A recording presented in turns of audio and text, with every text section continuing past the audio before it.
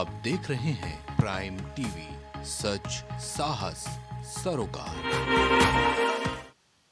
नमस्कार, आप देख रहे हैं प्राइम टीवी और मैं हूं आपके साथ मुस्कान अजमानी। तो इस वक्त पूरे भारत में चुनावी शोर सुनने को मिल रहा है और एनडीए से मुकाबले के लिए बनाए गए आईएनडीआईए गठबंधन में तो अब रार नजर आने लगी है। 5 राज्यों में विधानसभा चुनाव में आईएनडीआईए गठबंधन की जो एकजुटता की बात हो रही थी वो टूटती हुई दिखाई दे रही है। क्षेत्रीय दलों की महत्वाकांक्षा आईएनडीआईए गठबंधन के लिए बड़ी परीक्षा साबित होने वाली है। ऐसे में सीट शेयरिंग फॉर्मूले में पेच फंसता नजर आ रहा है। ये रिपोर्ट देखिए। इंडिया गठबंधन में मचा घमासान। विधानसभा चुनावों में इंडिया का इम्तिहान। सीट बंटवारे के फॉर्मूले पर नहीं बन रही बात। घटक दल अलाप रहे अपनी ढपली अपना राग। लोकसभा चुनाव में बीजेपी को पटखनी देने के लिए बने इंडिया गठबंधन में घमासान मच गया है। लोकसभा चुनाव से पहले 5 राज्यों में होने वाले विधानसभा चुनाव से पहले ही इंडिया गठबंधन की एकजुटता के दावों की कलई खुलने लगी है। घटक दलों के बीच सीट वितरण पर पेच फंसता नजर आने लगा है। यूपी में समाजवादी पार्टी की महत्वाकांक्षाएं इंडिया गठबंधन पर भारी पड़ रही हैं। दरअसल समाजवादी पार्टी राष्ट्रीय दर्जा हासिल करने की कोशिशों में लगी हुई है।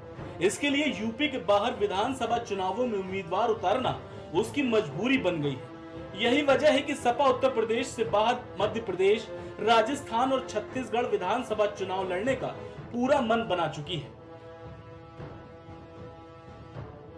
अखिलेश ने मध्य प्रदेश में अपने 6 उम्मीदवारों की घोषणा भी कर दी है। उम्मीदवारों की घोषणा के साथ अखिलेश ने कांग्रेस को बड़ा संदेश भी दिया है। चुनाव तो जब कभी होगा तो चिन्ह पे साइकिल पर ही होगा और वोट साइकिल पे ही मांगा जाएगा।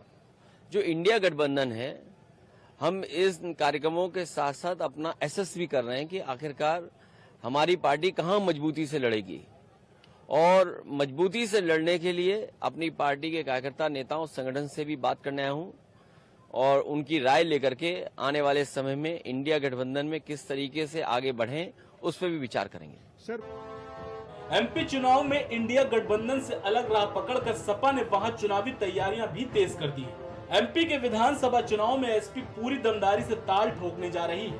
समाजवादी पार्टी एमपी की सभी 230 सीटों पर प्रत्याशी उतारने का दावा कर रही है। ऐसे में अब देखना है कि क्या कांग्रेस सपा को एमपी में सीट वितरण में कोई महत्व देगी या नहीं।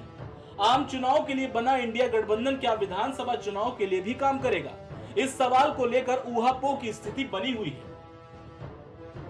जिस समय कांग्रेस पार्टी को अपना बहुमत सिद्ध करना था, गवर्नर के यहाँ गिनती बतानी थी, सबसे पहले अगर किसी दल को ढूंढा गया था तो वो समाजवादी पार्टी थी। और मुझे याद है उस समय के मुख्यमंत्री जी ने मुझसे समर्थन के लिए मांग की थी। मैंने बिना हिचके हुए और बिना किसी शर्त के पहले विधायक का समर्थन समाजवादी पार्टी ने दिया था और उसी की वजह से कांग्रेस की सरकार यहाँ बनी थी। उसके बाद बहुजन समाज पार्टी ने समर्थन किया। मध्य प्रदेश के साथ ही सपा छत्तीसगढ़ में भी तकरीबन 40 सीटों पर चुनाव लड़ने की तैयारी में है। छत्तीसगढ़ में सपा नेता दावा कर रहे हैं कि राज्य में उनका संगठन मजबूत है। छत्तीसगढ़ में सपा के पार्षद और सभासद रह चुके हैं। यहाँ भी अखिलेश जल्द ही चुनावी ताल ठोकने के लिए पहुंचने वाले हैं। सपा की कोशिश है कि विपक्ष एकता का संदेश होने वाले विधानसभा से भी जाना चाहिए। इसके जहां कांग्रेस की सरकार है वहां कांग्रेस को सपा का सहयोग करना चाहिए। छत्तीसगढ़ में 2003 के विधानसभा चुनाव में सपा 7 सीटें जीत चुकी है। सपा ने 230 में से 161 सीटों पर प्रत्याशी खड़े किए थे, जिनमें से 7 को जीत मिली थी। 2018 में भी सपा को छत्तीसगढ़ में 1 सीट पर सफलता मिल चुकी है। सपा यहां भी अपने इस मजबूत संगठन का दम भरते हुए चुनावी मैदान में कूदने का तर्क दे रही है। सपा एमपी और छत्तीसगढ़ के बाद राजस्थान के चुनावी रण में उतरने को भी बेताब है।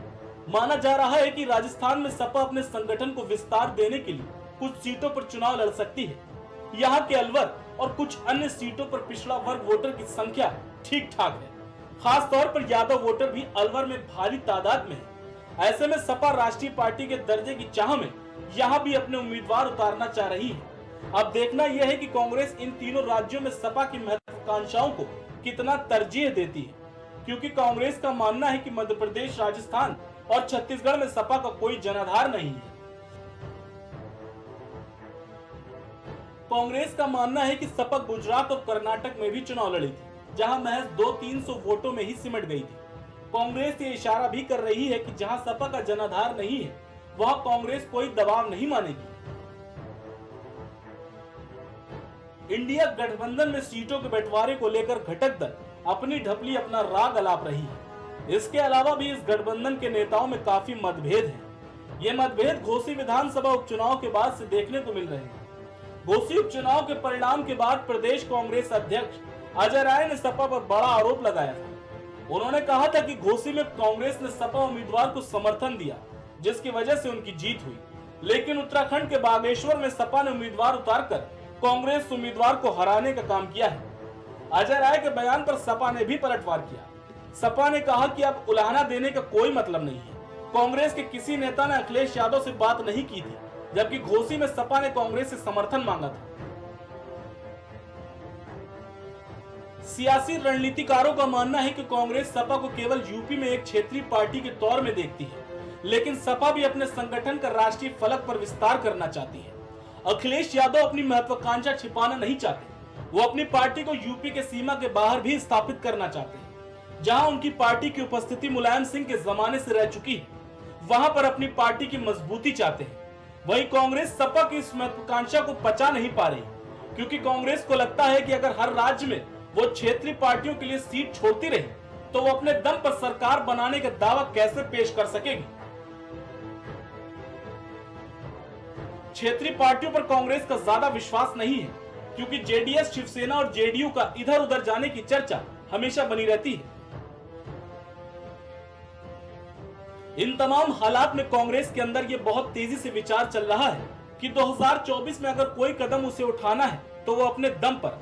ऐसे में वो क्षेत्रीय दलों पर निर्भर नहीं कर सकती। डीएमके और आरजेडी के अलावा कांग्रेस का किसी और पार्टी पर भरोसा नहीं है। अखिलेश यादव भी इस बात को भली भांति जानते हैं कि अगर उन्होंने अपने कदम पीछे किए तो कांग्रेस अपनी मजबूती के लिए उसका इस्तेमाल करेगी, ना कि गठबंधन को।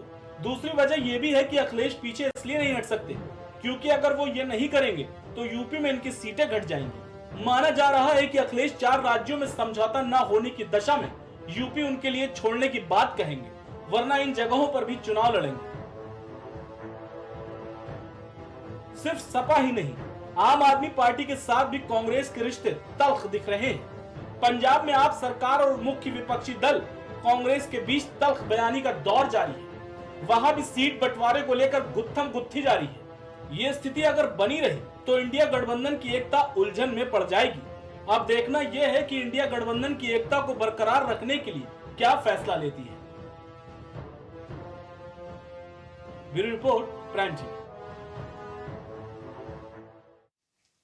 तो देखिए, लोकसभा से पहले होने वाले विधानसभा चुनाव को एक लिटमस टेस्ट की तरह देखा जा रहा है, लेकिन उसी लिटमस टेस्ट में INDIA गठबंधन यानी कि विपक्षी दलों का जो समूह है उसमें रार पड़ती हुई नजर आ रही है। अभी तो ये विधानसभा चुनाव है। अब सवाल ये उठ रहा है कि क्या लोकसभा चुनाव आते आते ये गठबंधन टिका रह पाएगा, या फिर इस गठबंधन में रार की जो खबरें लगातार आ रही है वो बिल्कुल सच साबित हो जाएंगे। अब ये तो वक्त ही बताएगा, और ये देखने वाली बात होगी कि क्या लोकसभा चुनाव तक ये गठबंधन चल पाता है, क्योंकि तमाम अगर हम प्रदेशों की बात करें और गौर करें तो हर एक प्रदेश में सभी पार्टियां एक दूसरे के आमने सामने खड़ी हैं। अब ये लड़ाई कहां तक चलती है, क्या ये पार्टियों की आपसी लड़ाई 2024 के चुनाव में भी देखने को मिलेंगी, और क्या इस लड़ाई का फायदा सीधे सीधे बीजेपी को मिलेगा, और इस लड़ाई को बीजेपी मुद्दा कैसे बनाती है, अब ये देखना बेहद दिलचस्प होगा।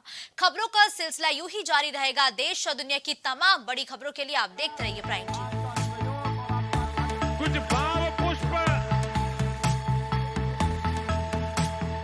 आप देख रहे हैं प्राइम टीवी, सच साहस सरोकार।